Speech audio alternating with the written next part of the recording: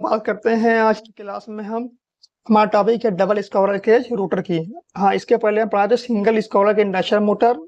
अब के टॉपिक का जो पढ़ने का जो है उद्देश्य है, इसमें लोगों को पढ़ना है डबल स्क्वायर की इंडक्शन मोटर। ठीक है, दो प्रकार की होती है स्क्वायर के इंडक्शन मोटर, सिंगल केज और डबल केज।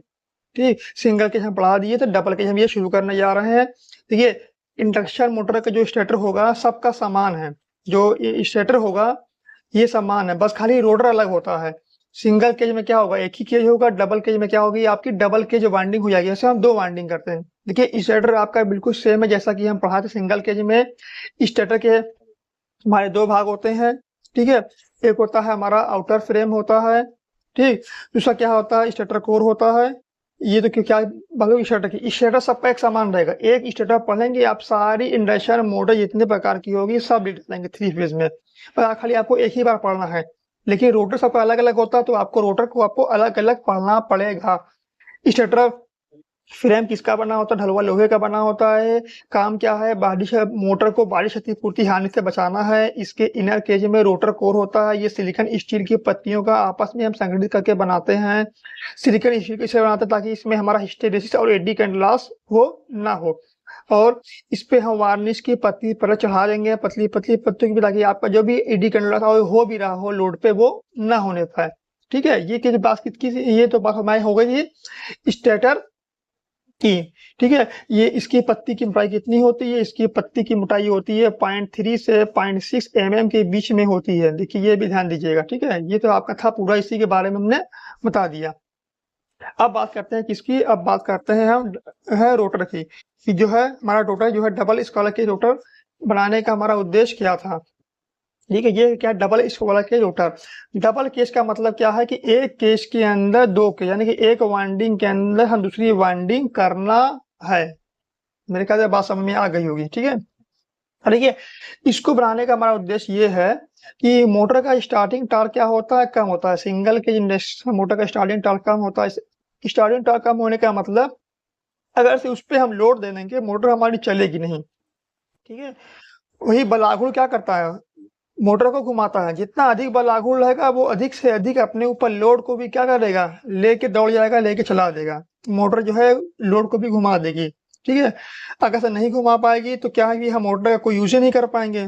ठीक, तो हम क्या करेंगे, हम डबल केज वाइंडिंग करेंगे। एक केज कर दिया है और एक केज वाइंडिंग और करेंगे, ये हमारी डबल केज वाइंडिंग होगी। ठीक, ऐसे यह पूरा इसके हम सर्कमफ्रेंस में करते हैं।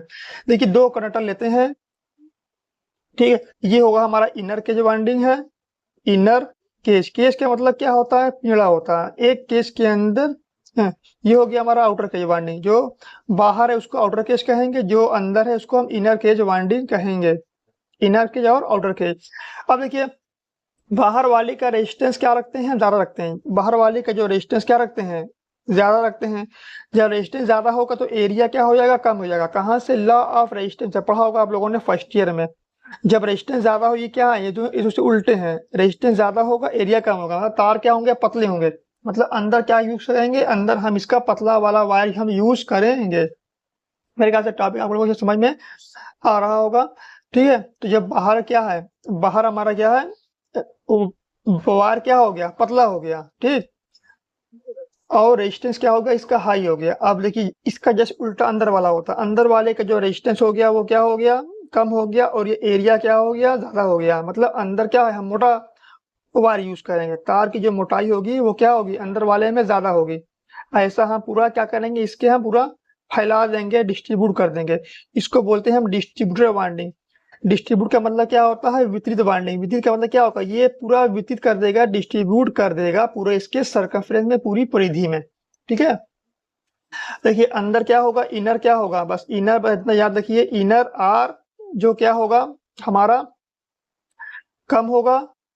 ठीक है, एरिया ज्यादा होगा। अब आउटर में क्या होगा, आउटर के वाइंडिंग में आर क्या होगा, ज्यादा होगा, एरिया क्या होगा, कम होगा। ठीक, एरिया ज्यादा होगा तो तार क्या होगा, तार इसका मोटा होगा अंदर वाली का, इसका तार क्या होगा, तार इसका हमारा पतला होगा। अब देखिए, तार मोटा और पतला रखने का हमारा उद्देश्य ये है कि कैसे हम अंदर जो है मोटा वायर यूज करेंगे। ठीक है। अगर से हम अंदर जो है रेजिस्टेंस हाई वाला वायर यूज करेंगे, ठीक है, जिसका रेजिस्टेंस क्या हो, हाई हो, तो अंदर क्या होगी, हीट ज्यादा होगी, तो अंदर अंदर से बाहर हीट जल्दी डिसिपेट नहीं हो पाएगी, वो अंदर ही अंदर रहेगी, जिससे क्या होगी, मोटर की वाइंडिंग हीट करेगी और गर्म होगी, और मोटर की वाइंडिंग गर्म होने से मोटर हमारी क्या हो जाएगी, वो उसकी वाइंडिंग शॉर्ट सर्किट हो जाएगी, जल जाएगी। ठीक है, तो हमको फिर से वाइंडिंग करनी पड़ेगी। तो इस समस्या से छुटकारा पाने के लिए हम क्या करेंगे, अंदर वाली वाइंडिंग का क्या करेंगे, हम रेजिस्टेंस क्या करेंगे, कम रखेंगे। जब रेजिस्टेंस कम होगा तो इसका एरिया क्या हो जाएगा, अधिक हो जाएगा। ठीक है, जब रेजिस्टेंस क्या करेंगे, कम रखेंगे, एरिया क्या हो जाएगा, अंदर वाली का अधिक हो। बस हमारा उद्देश्य यही है कि अंदर हमारा रेजिस्टेंस कम से कम हो, क्योंकि अंदर से बाहर आने में बहुत जो है समय लगता है और जल्दी हीट वो डिसिपेट नहीं हो पाई। और बाहर का क्या होगा, जब रेजिस्टेंस हमारा हाई होगा, ये बाहर से बाहर हमारी हीट क्या हो जाएगी, निकलने में दिक्कत, बाहर से बाहर हमारी हीट डिसिपेट हमारी हो जाएगी। यही हमारा उद्देश्य होता है बस, और कोई हमारा उद्देश्य नहीं होता है कि तार पतला रखें या मोटा रखें। मेरे ख्याल से समझ में आ गया होगा ये क्या है, double squirrel cage. Double cage में क्या होता है, एक केज के अंदर दूसरा केज होगा।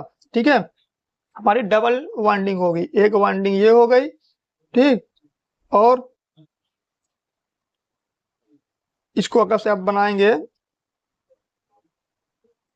वाइंडिंग तिरछी रखते हैं, एक वाइंडिंग ये हो गई और दूसरी वाइंडिंग हमारी ये हो गई।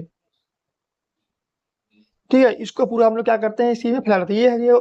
ये क्या हो गया, हमारा double square cage induction motor. ठीक है, मेरे ख्याल से ये टॉपिक आप लोगों को समझ में आ गए होंगे। चलिए मिलते हैं अब जो है नेक्स्ट लेक्चर में। अगला लेक्चर पढ़ाएंगे जो है स्लिप रिंग इंडक्शन मोटर या फेज अबाउट इंडक्शन मोटर। आपको कोई भी टॉपिक समझ में नहीं आए तो आप कमेंट के माध्यम से इसमें आप पूछ सकते हैं।